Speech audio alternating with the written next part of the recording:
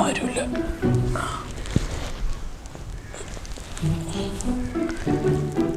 ഭാഗ്യം അച്ഛയില്ല.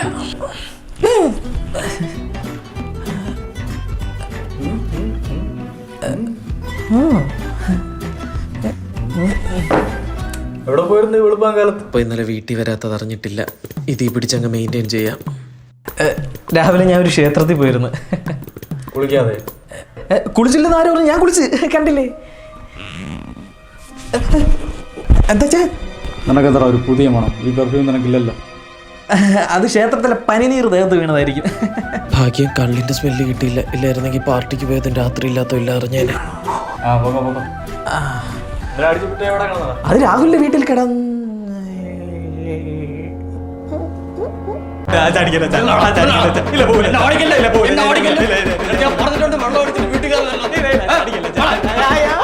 ആദ്യം നമ്മൾ ആ സ്ഥലത്ത് പോയിട്ട് അവിടെ നിന്ന് ഒരു 50 കിലോമീറ്റർ പോയി അപ്പുറത്തെ സ്ഥലത്ത് അത് മനസ്സിലായ. അപ്പൊ ആദ്യം നമ്മൾ അച്ഛൻ കേൾക്കും.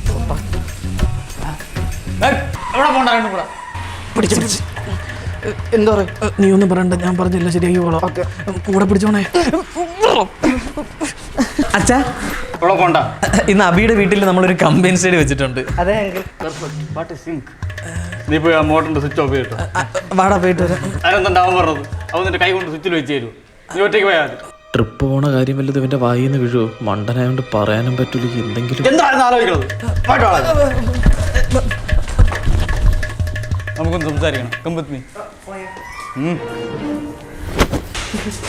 പിന്നെ നിന്റെ അടുത്ത് പറയാനുള്ളത്, ട്രിപ്പ് പോകുന്നതൊക്കെ കൊള്ളാം. അനാവശ്യമായിട്ട് കുളിക്കാനോ വെള്ളത്തിൽ ചാടാനോ ഒന്നും പോകുന്നു. അവന് നീന്താൻ അറിഞ്ഞൂടാ. നിനക്ക് നീന്താൻ അറിയാമോ? അപ്പൊ നിന്റെ അടുത്തും കൂടെയാണ് പറഞ്ഞത്. മനസ്സിലായ?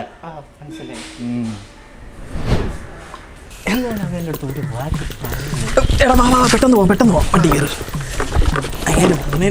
അല്ല നീ ഒന്നും പറഞ്ഞില്ലല്ലോ അച്ഛൻ്റെ അടുത്ത്. കയറ്റി തന്നണ്ടല്ല തന്തേ മോനും എല്ലാം കൂടി അറിഞ്ഞു വെച്ചോണ്ട് എന്നെ എന്ത് പൊട്ടനാക്കണം? എടാ ഞാൻ ഒന്നും പറഞ്ഞില്ല. ഒന്നും പറഞ്ഞില്ല. അങ്ങനെയൊക്കെ എല്ലാം അറിയാം. വണ്ടി ഇടാൻ അങ്ങോട്ട്.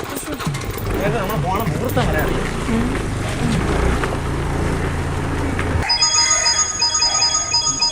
കുത്തി അണ്ണൻ ചാവുമെന്തോ. ഹാംസ്റ്ററും കളിച്ചോണ്ടിരിക്കുകയാണ്. പറ്റിക്കാൻ പറ്റിയ സമയം. അച്ഛാ കോളേജിൽ ലാസ്റ്റ് ഇയർ ആയിട്ട് ഒരു പ്രോജക്ട് ഫീ അടയ്ക്കാൻ ഉണ്ടായിരുന്നു. അത് ലാസ്റ്റ് ഇയർ ആയിട്ട് ഈ വർഷം തൊട്ട് വന്നത്.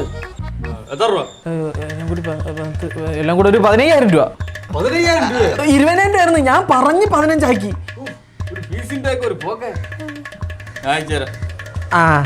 അറ്റൻഡൻസ് ഇല്ലാത്തതിന് ഫൈന് 12,000 രൂപ അടച്ചിട്ട് ബാലൻസ് 3,000 രൂപ. ആ 3,000 രൂപയ്ക്ക് എന്തൊക്കെ ചെയ്യാം? നീ ഒന്നും ചെയ്യണ്ട.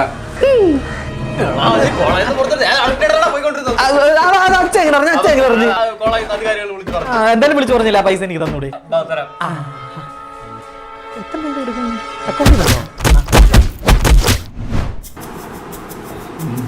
നേരം ഫോണിൽ തന്നെ കുത്തല്. എന്നിട്ട് കൈ കഴുകി പോലും. അണ്ണാനെ കുത്തി കൊല്ലും പോലെ അല്ല. മോളെ സ്വാതി, എന്തൊക്കെയുണ്ട്? ഇന്നലെ രാത്രി എന്തോ നേരത്തെ കിടന്നുറങ്ങിയോ? സ്വാതി കഴിഞ്ഞ ആഴ്ച 5-നായിരുന്നില്ല. അച്ഛൻ എന്തെങ്കിലും പറഞ്ഞ? ഇല്ല. ഇപ്പൊ എവിടെയാ? റൂമിലാണോ? ഇല്ല, കൂരയുടെ പുറത്ത്. അല്ല, കൂരയുടെ പുറത്ത് മരം വന്ന് വീണ്.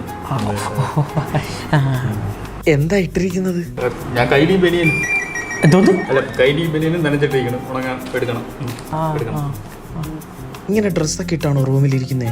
ചൂടെടുക്കില്ലേ? എല്ലാം അങ്ങോട്ട് ഊരി മാറ്റി.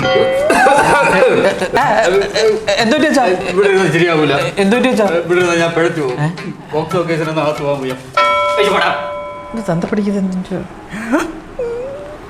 അങ്ങനെ എന്തൊക്കെ സ്വപ്നങ്ങളായിരുന്നു നമ്മൾ ഒരുമിച്ച് കണ്ടത്. എല്ലാം കാറ്റിൽ പറത്ത് നീ എന്നെ തേച്ചു അല്ലേ? ഇല്ല, എനിക്ക് തൊട്ടും സഹിക്കാൻ പറ്റുന്നില്ല. ഈ തോട്ടി ചാടി അങ്ങ് ചത്താലോ.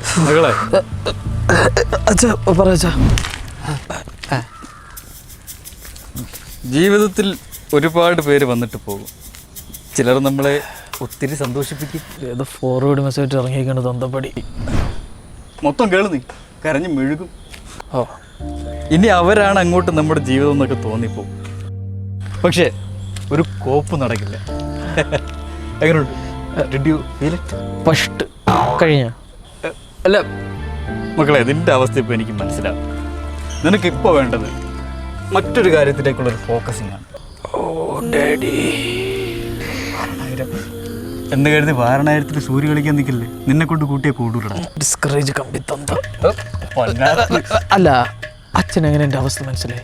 ആ എടാ, ഞാൻ നിന്റെ അച്ഛനാണ്, നീ അത് വിട്ടുകളയടാ. എന്നിട്ട് മറ്റെന്തെങ്കിലും കാര്യത്തിലേക്ക് നീ കമ്മിറ്റ് ആവും. അല്ല ശരിയോ? നമ്മളിതൊക്കെ എത്ര കണ്ടിരിക്കുന്നേ. I love you. പറ, ഈ നിമിഷത്തിന് വേണ്ടിയാണ് ഞാൻ കാത്തിരുന്നത്. ഐ ലവ് യു അച്ഛാന്ന് പറ. I love you Sodi. നമുക്ക് നാളെ ഒരു മൂവി ഡേറ്റിന് പോയല്ലോ. എനിക്ക് നല്ലൊരു ചേഞ്ച് വേണം. വെറുതെ ഫോർവേഡ് മെസ്സേജ് പഠിച്ചു എന്നിട്ടേക്കാം വല്ല വേറെ വഴി ഇത് പൈസ കൊടുക്കാന്നില്ല. അയ്യോ അവ അവിടെ നിൽക്കുന്നു. ഇപ്പം ഇങ്ങോട്ട് തന്നെ പോവാം. എന്ന് വെച്ചാൽ പൈസ തരാം തരാം. തന്നത്